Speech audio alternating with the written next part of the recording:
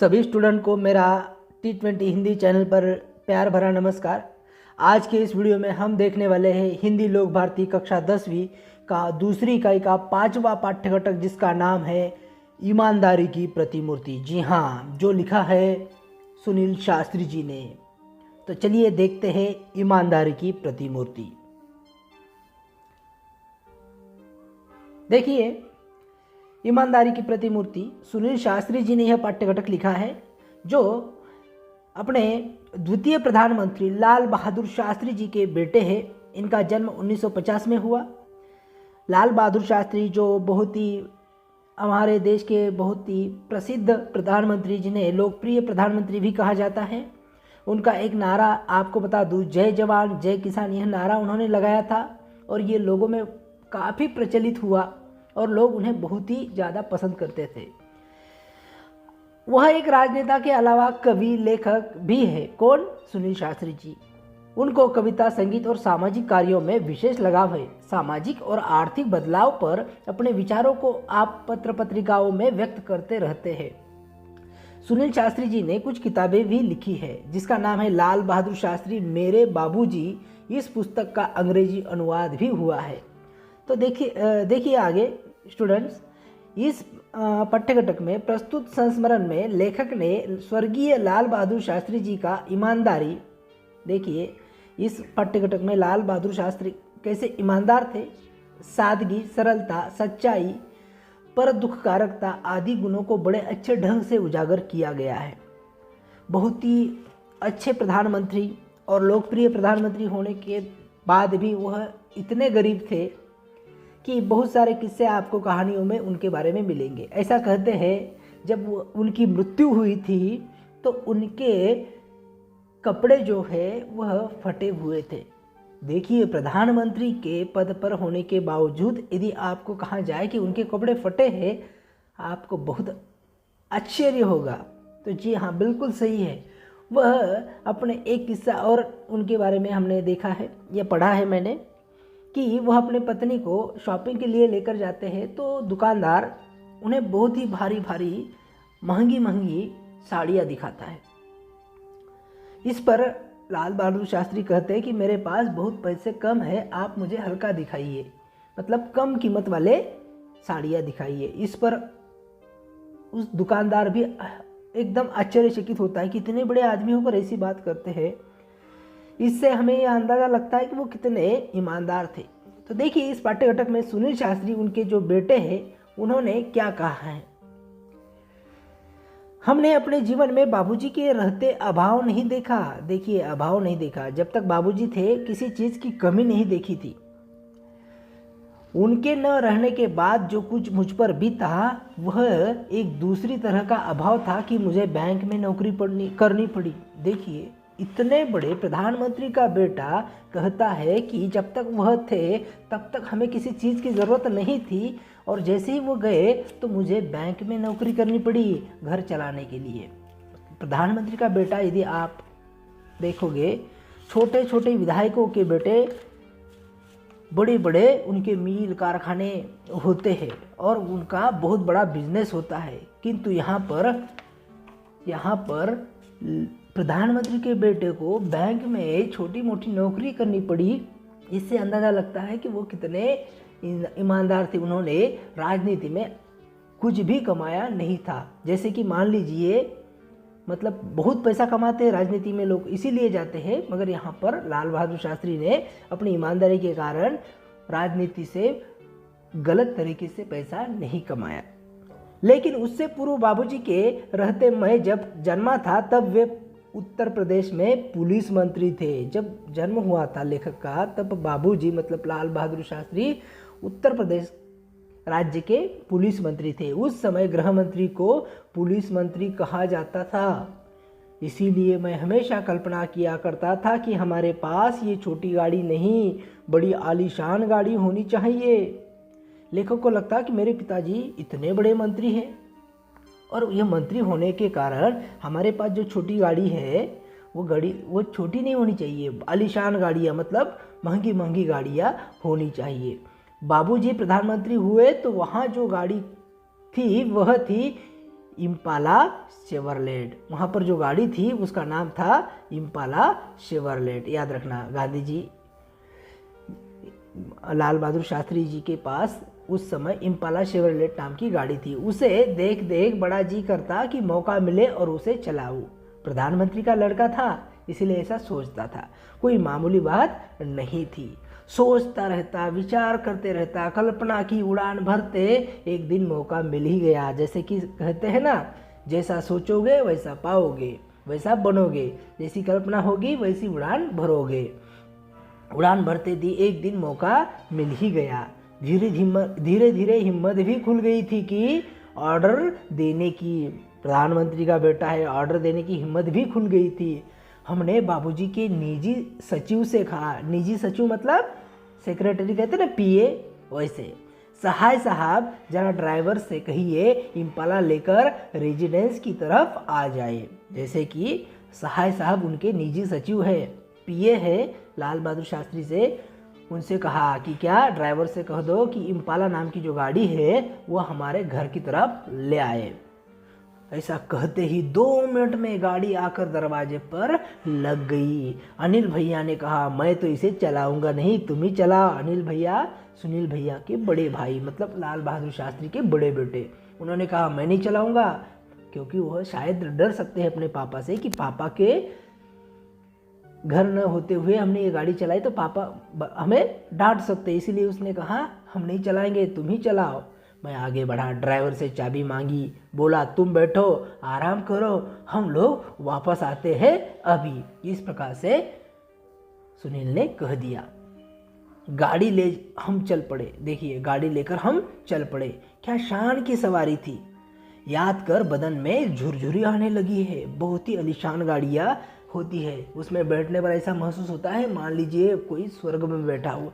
उन गाड़ियों के सीट्स वगैरह, वहाँ उस गाड़ी के अंदर का वातावरण इतना अच्छी तरह से बनाया होता है कि बहुत ही अच्छा लगने लगता है। जैसे कि आज के ज़माने में रेंज रोवर गाड़ी हो गई, BMW गाड़ी हो गई, ऐसी आलीशान गाड़ियाँ एक के बाद एक आने लगी है। और BMW हो गई, हर कोई चाहता है कि वो गाड़ी में बैठने की हमें एक बार तो भी चांस मिल जाए, या फिर हमें उस गाड़ी में बैठने की हमारी ख्वाहिश पूरी हो जाए। देखिए, जिसके यहाँ खाना था वहाँ पहुँचा। बातचीत में समय का ध्यान नहीं रहा, देर हो गई। याद आया बाबूजी आ गए होंगे। जैसे कि बाबूजी के पीछे वो गाड़ी लेकर गए थे और उन्हें फिर बाद में याद आ गया, जिस कार्यक्रम के लिए वो गाड़ी लेकर गए थे वहाँ पर याद आया कि बाबूजी घर पर आए होंगे। फिर क्या, जैसे कि हमारे साथ भी होता है, कभी हम बाबूजी या माता पिता घर नहीं होते तो बाहर खेलने के लिए जाते हैं और उधर से हमें याद आता है कि अभी बाबूजी का या फिर पिताजी का समय हो गया घर पर आने का, तो उससे पहले ही हम गैरेज में जाकर बैठ जाते। उसी प्रकार से वापस घर आ, फाटक से पहले ही गाड़ी रोक दी, उतर कर गेट तक आया, संतरी को हिदायत दी, संतरी यह सैल्यूट वैल्यूट नहीं, बस धीरे से गेट खोल दो, वह आवाज़ करे तो उसे बंद मत करो, खुला छोड़ दो। और वो चुपके से, लेखक जो है अपने चुपके से आए और संतरी मतलब सिक्योरिटी गार्ड को कह दिया, हिदायत देना मतलब उसे कह दिया, ये सैल्यूट वैल्यूट हमें नहीं चाहिए, बस धीरे से गेट खोल दो। आवाज़ गेट करने लगा तो उसे खुला ही छोड़ दो। बाबूजी का डर, वह खटपट सैल्यूट मारेगा तो आवाज़ होगी और फिर गेट की आवाज़ से बाबूजी को हम लोगों के लौटने का अंदाज़ा हो जाएगा। वे बेकार में पूछताछ करेंगे, अभी बात ताज़ा है, सुबह तक बात में पानी पड़ चुका होगा। संतरी ने जैसा कहा उसने किया। दबे पैर पीछे किचन के दरवाजे से अंदर घुसा, जाते ही अम्मा मिली। पूछा, बाबूजी आ गए? कुछ पूछा तो नहीं? अम्मा बोली, हाँ आ गए, पूछा था मैंने बता दिया। आगे कुछ कहने की हिम्मत नहीं पड़ी, यह जानने सुनने की कि बाबूजी ने क्या कहा। फिर हिदायत दी, सुबह किसी को कमरे में मत भेजिएगा। और लेखक ने कहा माँ से कि अभी सुबह किसी को मत भेजिएगा, मतलब पिताजी को भी नहीं। रात देर हो गई, सुबह देर तक सोना होगा। सुबह 5:30 पौने 6 बजे किसी ने दरवाज़ा खटखटाया। नींद टूटी, मैंने बड़ी तेज़ आवाज़ में कहा, देर रात को आया हूँ, सोना चाहता हूँ, सोने दो। ये सोचकर कि कोई नौकर चाय लेकर आया होगा जगाने के लिए, इसीलिए मैंने ज़ोर से आवाज़ लगाई, ऐसा लेखक कहते हैं। लेकिन दरवाजे पर फिर से दस्तक फिर पड़ी। झुंझलाता जोर से बिगड़ने के मूड में दरवाजे की तरफ बढ़ गया और बड़बड़ाता हुआ दरवाज़ा खुला। पाया बाबूजी खड़े हैं। हमें कुछ न सूझा, माफ़ी मांगी। बेध्यानी में बात कह गया हूँ। वे बोले कोई बात नहीं, आओ आओ हम लोग साथ साथ चाय पीते हैं। बाबूजी के डर से बहुत देर तक सोना था, किंतु बाबूजी ही दरवाजे पर पाकर थोड़ा सा टेंशन आ गया और कह दिया कि बेध्यानी से बात कह गया। बाबूजी ने कहा कोई बात नहीं, चलो आओ हम लोग साथ में चाय पीते हैं। हमने कहा ठीक है, बस जल्दी जल्दी हाथ मुंह धो चाय के लिए टेबल पर जा पहुंचा। लगा उन्हें सारी राम कहानी मालूम है, पर उन्होंने कोई तर्क नहीं किया, न कुछ जाहिर होने दिया। लेखक को लगा कि माँ ने तो कह दिया है कि सब बता दिया, अभी उन्हें कोई तर्क नहीं किया और उन्होंने ऐसा दिखाया कि जैसे कि उन्हें कुछ मालूम ही नहीं। कुछ देर बाद चाय पीते पीते बोले, अम्मा ने कहा तुम लोग आ गए हो, पर तुम कहते हो रात बड़ी देर से आए, कहाँ चले गए थे? देखिए अम्मा जो होती है अपनी माँ होती है, वो अपने बच्चों की गलतियाँ क्या करती है, ढक लेती है। यहाँ पर भी माँ ने कह दिया था कि जल्दी आए हैं और सो गए हैं, और तुम कहते हो कि बड़ी देर से आए हो, रात बड़ी हो गई थी, कहाँ चले गए थे? जवाब दिया, हाँ बाबूजी एक जगह खाने पर चले गए थे। उन्होंने आगे प्रश्न किया, लेकिन खाने पर गए तो कैसे? जब मैं आया तो फिएट नाम की जो गाड़ी है अपनी गेट पर वो खड़ी थी, गए कैसे?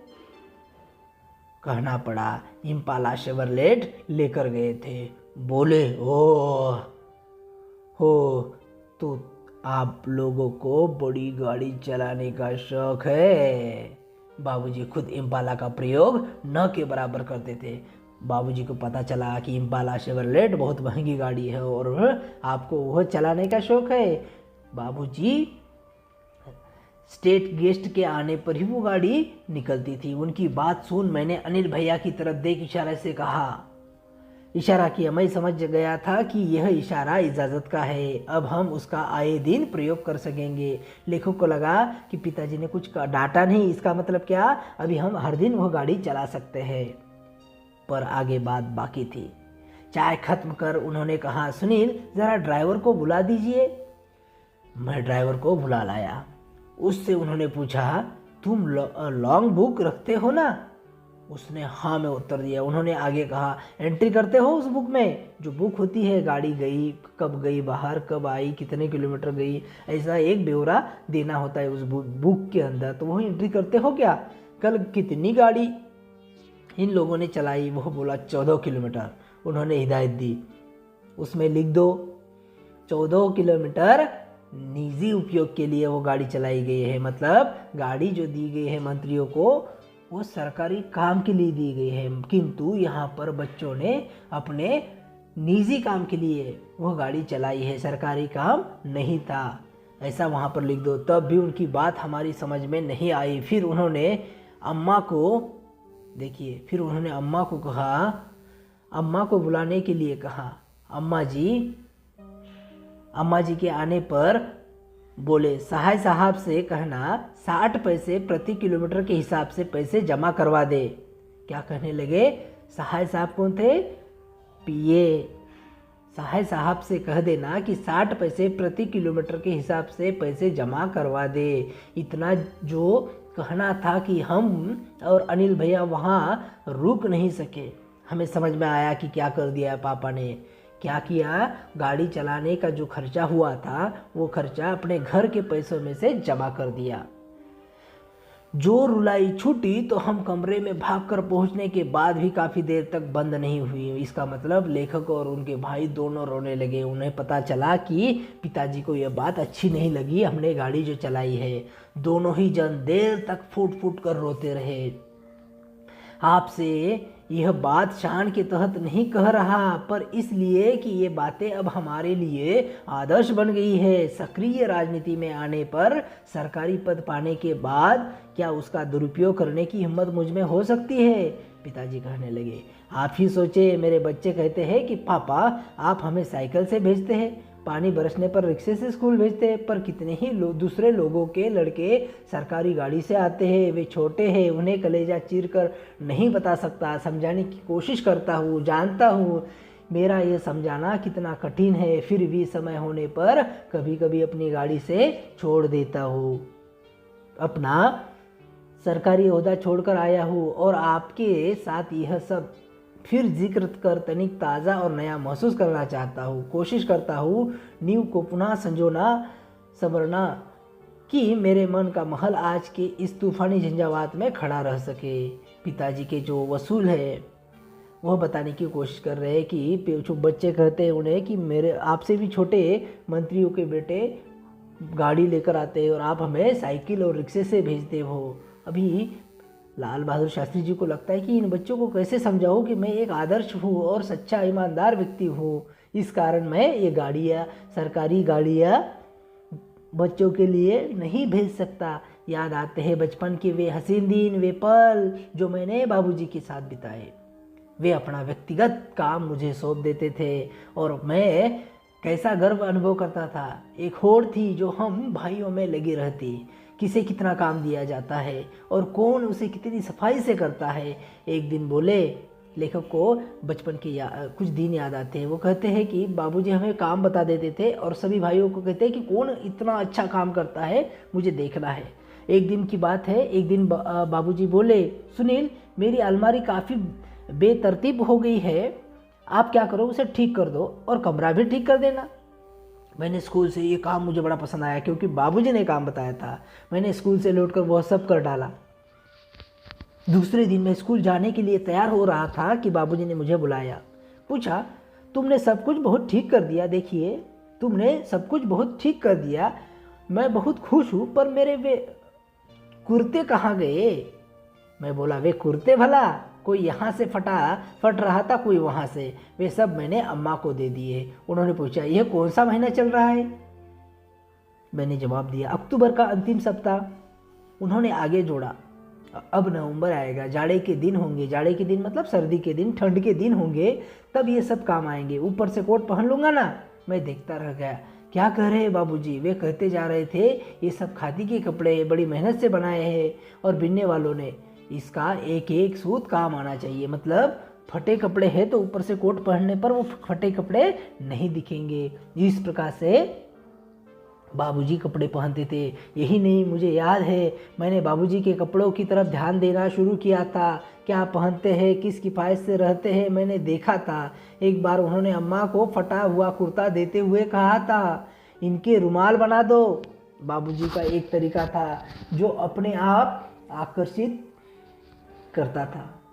वे अगर अपने फटे कुर्ते को भी वह वेस्ट में नहीं जाने देना चाहते, इसीलिए अपने अम्मा से कहते हैं, मतलब अपनी पत्नी से कहते हैं कि ये इसके रुमाल बनाओ छोटे छोटे। वे अगर सीधे से कहते, सुनील तुम्हें खादी से प्यार करना चाहिए, तो शायद वह बात कभी मेरे मन में घर नहीं करती। पर बात कहने के साथ साथ उन्होंने अपने व्यक्तित्व का आकर्षण था जो अपने में सामने वाले को बांध लेता। वह स्वतः उन पर अपना सब कुछ निछावर करने पर उतारू हो जाता था। अम्मा बताती, हमारी शादी में चढ़ावे के नाम पर सिर्फ 5 ग्राम सोने के गहने आए थे, लेकिन जब हम विदा होकर रामनगर आए तो वहाँ उन्हें मुंह दिखाई में गहने मिले। देखिए, मुंह दिखाई में उन्हें क्या मिले? बहुत सारे गहने मिले थे।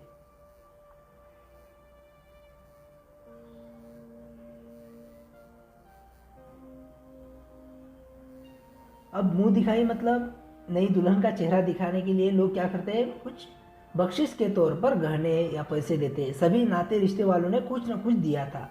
जिन दिनों हम लोग बहादुरगंज के मकान में आए, उन्हीं दिनों तुम्हारे बाबूजी के चाचा जी को कोई घाटा लगा था, मतलब बिजनेस में कुछ घाटा हो गया, नुकसान हो गया। किसी तरह से बाकी का रुपया देने की जिम्मेदारी हम पर आ पड़ी। बात क्या थी उसकी ठीक से जानकारी लेने की ज़रूरत हमने नहीं सोची और न ही इसके बारे में कभी कुछ पूछताछ की कि चाचा जी को घाटा हुआ है, हम पैसे क्यों दें, ऐसा हमने नहीं सोचा और हमने सब कुछ गहने उनको दे दिए। एक दिन तुम्हारे बाबूजी ने दुनिया की मुसीबतों और मनुष्य की मजबूरियों को समझाते हुए जब हमसे गहनों की मांग की तो क्षण भर के लिए हमें कुछ वैसा लगा और गहना देने में तनिक हिचकिचाहट महसूस हुई, पर यह सोचा कि उनकी प्रसन्नता में ही हमारी खुशी है, हमने गहने दे दिए। देखिए, ऐसा ही नहीं है कि घर वालों के लिए, बाहरी लोगों के लिए, दुनिया की मुसीबतों और मनुष्य के मजबूरियों को समझाते हुए उन्होंने हमारे गहने बेचने के लिए मांगे। तो क्षण भर मुझे लगा, माँ कहती है कि क्यों देना दूसरों को गहने, दूसरों के काम के लिए, मगर बाबूजी अगर प्रसन्न है तो ही, पति अच्छा है तो ही हमारा सब कुछ है, ऐसी मानने वाली हमारी अम्मा थी। और उन्होंने खुशी से गहने दे दिए। केवल टीका, नथुनी और बिछिया रख लिए थे अपने पास। ये 3 जो सुहागन वाले गहने हैं वही अपने पास रखे थे। उस दिन तो उन्होंने कुछ नहीं कहा, पर दूसरे दिन में अपनी पीड़ा न रोक सके, कहने लगे, तुम जब मिर्ज़ापुर जाओगी और लोग गहनों के संबंध में पूछेंगे तो क्या कहोगी? हम मुस्कुराई और कहा, माँ ने मुस्कुरा कर कहा कि अगर मुझे मेरे मायके वाले गहने पूछेंगे तो उसके लिए आप चिंता न करें, हमने बहाना सोच लिया है कि उन्हें क्या बताना है। देखिए दोस्तों, यहाँ पर माँ भी उन्हें बड़ा सपोर्ट करती है और कहती है कि आप उसके बारे में चिंता बिल्कुल मत करो कि लोग क्या कहेंगे मायके वाले, उसके लिए हमने बहाना सोच लिया है कि हमें क्या कहना है। हम कह देंगे कि गांधी जी के कहने के अनुसार हमने गहने पहनने छोड़ दिए हैं, क्योंकि उस समय गांधी जी की हर बात को लोग मानते थे और फिर इस पर कोई शंका भी नहीं करेगा। तुम्हारे बाबूजी तनिक देर चुप रहे, फिर बोले, तुम्हें यहाँ बहुत तकलीफ है, इसे मैं अच्छी तरह समझता हूँ। तुम्हारा विवाह बहुत अच्छे सुखी परिवार में हो सकता था, लेकिन अब जैसा है वैसा है, अब हम कुछ नहीं कर सकते। तुम्हें आराम देना तो दूर रहा, तुम्हारे बदन के भी सारे गहने उतरवा दिए। और अम्मा बोली, पर जो असल गहना है वह तो है, हमें बस वही चाहिए। अब यहाँ पर असल गहना मतलब कौन? क्योंकि भारतीय जो संस्कृति हमें यह बताती है कि हमारा पत्नी का असली गहना उसका पति होता है, हमें बस वही चाहिए। माता कहती है, आप उन गहनों की चिंता न करें, समय आ जाने पर फिर बन जाएंगे, सदा ऐसे ही दिन थोड़े रहेंगे। सुख दुख तो सदा ही लगा रहता है, सुख के बाद दुख आता है, दुख के बाद सुख आता रहता है, सब दिन एक जैसे नहीं होते, माँ ऐसा कहती है। इस प्रकार से लाल बहादुर शास्त्री मेरे बाबूजी इस किताब से लिया हुआ थोड़ा सा अंश हमने आज पढ़ा है। यदि आपको इस पाठ्य घटक के बारे में कोई भी डाउट हो, कोई भी समस्या हो, कोई शिकायत हो, सुझाव हो, तो आप हमें कमेंट बॉक्स में लिख सकते हो। मिलते हैं अगले वीडियो में, तब तक के लिए धन्यवाद।